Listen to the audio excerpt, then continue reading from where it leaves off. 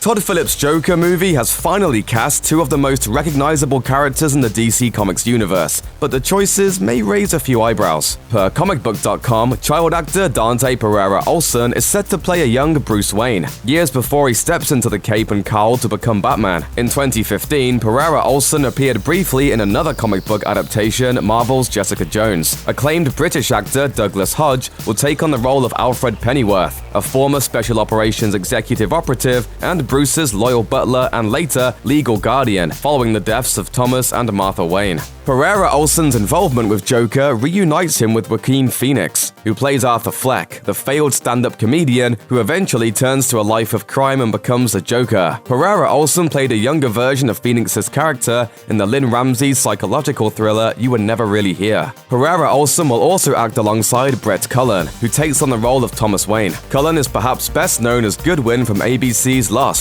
and briefly appeared in Christopher Nolan's Batman trilogy finale The Dark Knight Rises as a kidnapped congressman. Traditionally, Batman plays a significant role in the Joker's transformation into a deranged supervillain. Choosing a child actor to star as Bruce Wayne opposite an adult who plays the dude who snaps and starts terrorizing Gotham City is a bold choice. It subverts the idea that the Joker can't exist without Batman, who committed himself to vigilantism following the murders of his parents, and that Batman can't exist without the Joker. No, you complete me. Clearly, if Bruce in this universe isn't even a preteen when Joker is old enough to have a failed career and a few wrinkles on his face, the Joker doesn't necessarily need a billionaire orphan in a bat suit to make him the criminal he is. But casting reports indicate that Cullen's role as Thomas Wayne will be more than just flashback fodder, so perhaps a later act of the movie will depict the shooting of the Waynes and place the man who will be the Joker behind the trigger, just as Batman 89 did. On the other hand, there's a notion that Bruce Wayne and the Joker are connected not by death but by life, through none other than Thomas Wayne himself. Casting reports and industry gossip hints that the Joker's mother could play a big part in the film,